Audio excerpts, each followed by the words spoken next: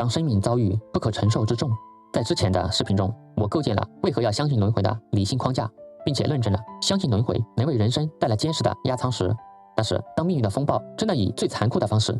挚爱的逝去、情感的决裂、生命的终结降临时，这块压舱石该如何帮助我们渡过那片足以吞噬一切的绝望之海？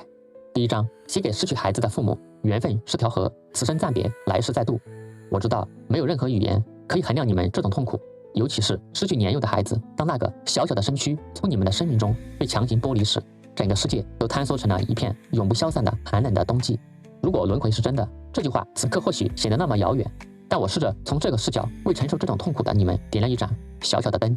他去了更好的地方，死亡不是消失，只是灵魂脱离了一件破损的外衣。那个纯净可爱的灵魂并没有湮灭，它只是结束了此生这趟短暂而艰难的旅程，回归到了灵魂的故乡，或者已经带着你们满满的爱，开启了一段全新的、更健康、更快乐的人生。所以请相信，它很好，缘分未尽，必有重逢。你们与孩子之间那份深刻无比的爱，是宇宙中最强大的因果引力。这份引力不会因为一世的别离而消散，它就像一条奔流不息的缘分之河。此生它只是暂时的转入了地下，但是它依然在奔涌。在未来的某一世，当因缘成熟时，这条河必然会再次的涌出地面，你们将重逢。或许他会再次成为你们的孩子，来圆满此生的遗憾；或许他会成为你们最知心的朋友、最得意的门生，或者是那个在危机中向你们伸出援手的贵人。缘分从不失约，因此你们现在最重要的使命就是带着这份重逢的信念，好好的活下去，把对孩子的思念转化为对这个世界更大的爱，努力的生活，积极的行善，让自己的灵魂变得更温暖、更光明。当你们重逢的那一天，你们才能笑着对他说：“你看，我们都变成了更好的自己。”第二章写给为爱心碎的人：若爱是真，何必急于一时？为爱殉情，在文学的世界里被描绘得无比的悲壮和浪漫，但是在因果的法则里，这却是最令人惋惜，也是最愚蠢的悲剧。你以为你追随他而去，是你们爱情最伟大的证明，但你不知道的是，你这个违规的举动，可能恰恰是让你与他后会无期的最大的障碍。你们的时间线被强行的错开，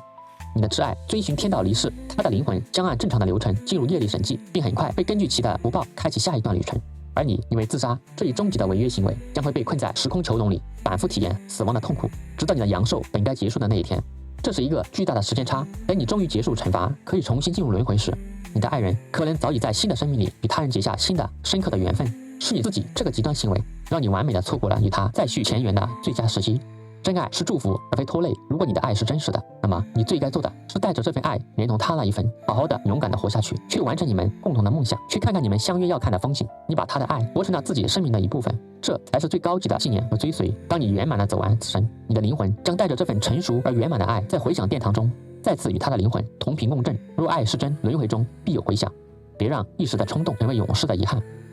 第三章写给临终者和其家人：如何庄严的解绑。当生命走向终点，一场关于执念与放手的终极大考便开始了。对临终者本人，身上插满管子，靠冰冷的机器维持着那一点若有若无的生命体征，这真的是活着吗？还是只是延长了死亡的过程？请将我们的身体看作是一辆陪伴了我们一生的忠实的老车，或者是遭受严重车祸的事故车，它的引擎熄火，零件散架，已经毫无修复好继续行驶的希望。那我们最该做的是满怀感激的与他好好的告别，然后下车走向下一个站点，开启一场新的旅程，而不是强行的把他留在路上，任其风吹雨打，变成一堆废铁。所以相信轮回，就是相信下车以后还有更美的风景，还有下一段旅程。这份相信能赋予我们放下这具破败载具的最后的勇气与坦然。对于家人而言，笑这个字常常被一种自我感动式的执念所绑架，爱这个字也往往让人陷入毫无理性和逻辑的执念中，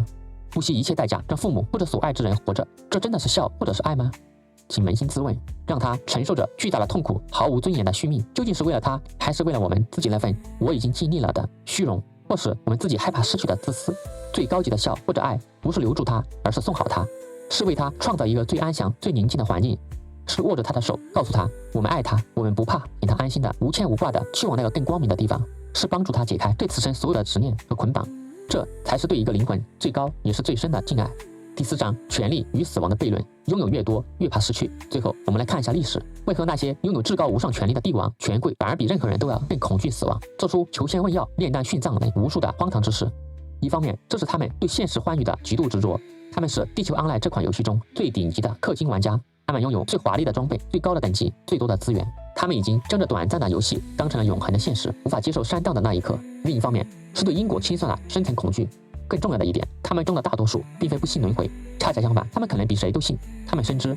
自己为了登上权力之巅，犯下了多少杀戮不忍言之事。他们的英国银行中资产最后那负债更是惊人。他们害怕的不是死亡的虚无，而是死亡之后那场无比清晰、无比公正的业力审判，也就是轻刑审判。他们想尽办法延续寿命，本质上是想尽办法拖延那场必然到来的终极清算。而反观那些功德圆满的圣人贤达，为何能看淡生死，生死一如？因为他们心中无愧，灵魂光明。他们知道死亡不过是一次功成身退的毕业典礼，迎接他们的要么是超脱轮回的终极自由，要么是带着满额功德积分去开启一局更完美的天堂开局。一个人对待死亡的态度，正是他此生修行成果的最终验期单。结语：相信轮回的智慧不是迷信，更不是逃避，它是最强大的心灵解药，能将我们此生最深的伤痛从终结性绝望转化为过程性的体验。它让我们在面对挚爱离去时，心中能存一份再见的希望；在面对生命终结时，心中能怀一份新生的坦然。它是在这众生皆苦的人间，我们能给予自己和他人那份最温柔也最坚定走下去的力量。谢谢大家。疑惑之言，照明之玄。视频篇幅有限，一些观点无法尽述，请关注我的个人公众号“品言之玄”，获得更多深度内容以及每日东方智慧分享。如果本视频对你有所启发，想对个人在事业发展、情感困惑、健康生活、前路抉择等方面进行探讨，可以私信或者来 B 站油管看我的视频分享。全网同号“品言之玄”，谢谢大家。